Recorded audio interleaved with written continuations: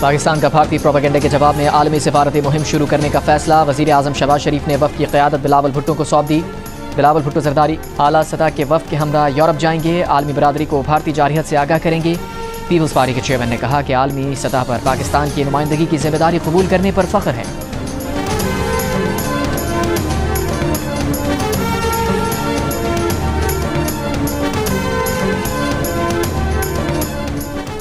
وزیر اعظم شہباز شریف کا بھارت کی سنتاس معاہدے کی خلاف ورزی کی کوشش پر تشویش کا اظہار۔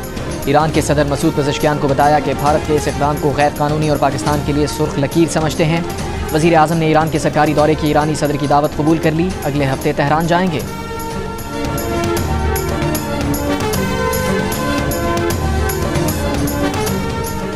صدر آصف علی زرداری نے کہا ہے کہ تاریخ گواہ رہے گی کہ چند گھنٹوں میں مسلح افواج نے دشمن کو پسپا کیا۔ مسلح افواج نے پاکستان کی طاقت، ثابت قدمی، قومی یکجہتی کا دو ٹوک پیغام دیا۔ صدر آصف علی زرداری نے گجرانوالہ چھاونی کا دورہ کیا۔ صدر مملکت کی آمد پر army chief general Asim Munir نے ان کا استقبال کیا۔ صدر مملکت نے مارکہ حق کی کامیاب تکمیل میں پاک افواج کی مثالی پیشہ ورانہ مہارت اور اعلیٰ کارکردگی کو سراہا۔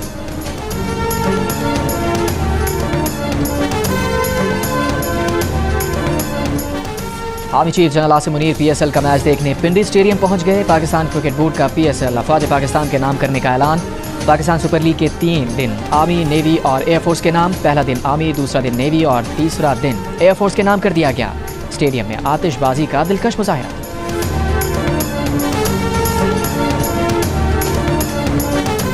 کراچی کے علاقے اورنگی ٹاؤن مومن آباد میں بیوٹی پارلر میں خاتون کا قتل۔ پولیس کے مطابق بیوٹی پارلر کی مالکن سائمہ کو اس کے شوہر نے قتل کیا۔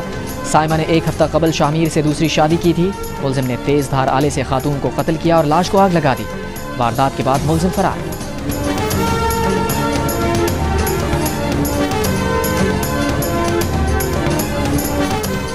مالکن میں پہاڑی سلسلے میں لگی آگ نے گنیار کے جنگل کو لپیٹ میں لے لیا۔ 6 روز قبل لگی آگ نے 15 کلومیٹر پہاڑی سلسلے کو لپیٹ میں لے لیا۔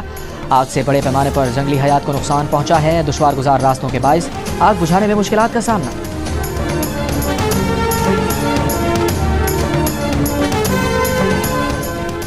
کوئٹہ میں 320 گرام تندوری روٹی کی قیمت 30 روپے مقرر۔ پرائس کنٹرول کمیٹی نے 1 ماہ قبل 360 گرام روٹی کی قیمت 30 روپے مقرر کی تھی، جس پر تنور مالکان نے احتجاج کیا تھا۔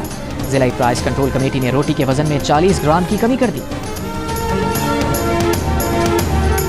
چین کے J-10C ملٹی رول لڑاکا طیاروں کے ہاتھوں فرانسیسی رافال طیارے کے گرائے جانے سے بھارت کا آپریشن سندور ایک تباہی میں بدل گیا۔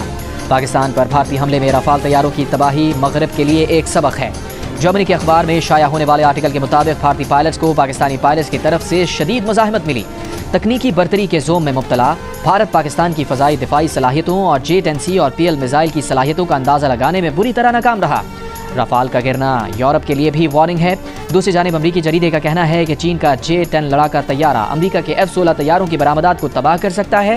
چین کی کوشش ہے کہ وہ J-10C کو F-16 کا حقیقی حریف بنائے۔ اگر چینی کمپنیز امریکی F-16 کی فروخت میں خلل ڈالنے میں کامیاب ہو جاتی ہیں تو یہ امریکہ کے دفاعی شعبے کے لیے بہت بڑا دھچکا ہوگا۔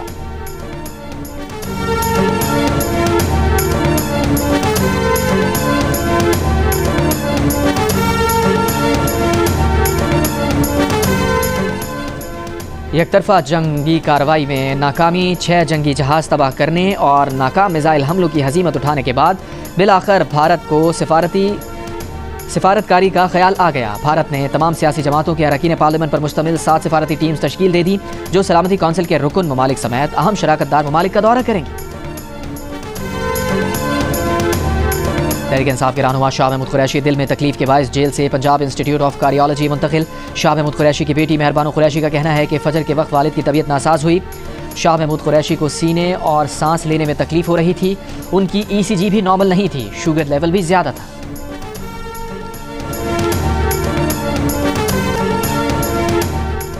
پارٹی ورکرز کی زوم میٹنگ میں علیمہ خان پر پارٹی کو نقصان پہنچانے کا الزام لگانے والی کمل شوذب کی انسداد دہشت گردی عدالت میں علیمہ خان سے بات کرنے کی کوشش۔ کمل شوذب نے کہا، علیمہ آپا آپ سے بات کرنا چاہتی ہوں، پرانی ویڈیو کے مخصوص حصے کو میرے خلاف استعمال کیا گیا۔ اس پر علیمہ خان نے کہا کہ بس چھوڑو، تم نے جو کہا ٹھیک ہے، ہمارے خلاف بہت سارے لوگ باتیں کرتے ہیں، ہمیں اب عادت ہو گئی ہے۔ عدالت کے باہر گفتگو میں کمل شوذب نے کہا کہ ان کا علیمہ خان سے کوئی اختلاف یا گلہ نہیں۔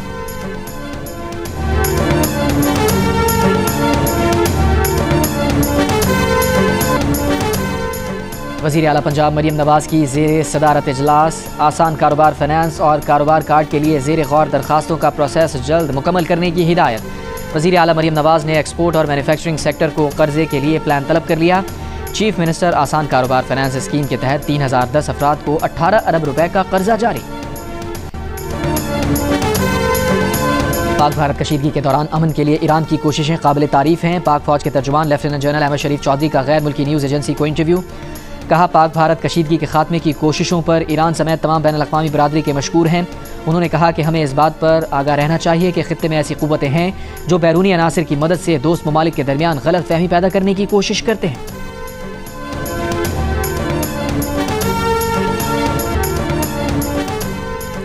بھارتی میڈیا نے غزہ میں دھماکوں کی ویڈیوز پاکستان پر حملے کے طور پر چلائیں۔ امریکی اخبار کے مطابق بھارتی میڈیا پاک بھارت کشیدگی کے دوران ریاستی پروپیگنڈے کا ہتھیار بن گئے۔ پاک بھارت کشیدگی کے دوران بھارتی میڈیا کے پروپیگنڈے نے بھارتی جمہوری دعووں کو مشکوک بنا دیا۔ ان تمام خبروں کا نہ کوئی ثبوت موجود تھا نہ کوئی آزاد تحقیق۔ بھارتی میڈیا نے ان دعووں کو ایسے پیش کیا جیسے یہ حتمی حقائق ہوں۔ بھارتی صحافی راجدیپ نے اعتراف کیا کہ پاکستانی طیارے مار گرائے جانے کی خبر غلط تھی۔ بھارتی حکومت نے سچ بولنے والوں کے خلاف کریک ڈاؤن بھی کیا۔ بھارتی حکومت کی قانونی درخواست پر 8000 سے زائد اکاؤنٹس کو بھارت میں بلاک کیا گیا۔ بلاک کیے گئے سوشل میڈیا اکاؤنٹس کی اکثریت پاکستانیوں کی ہے۔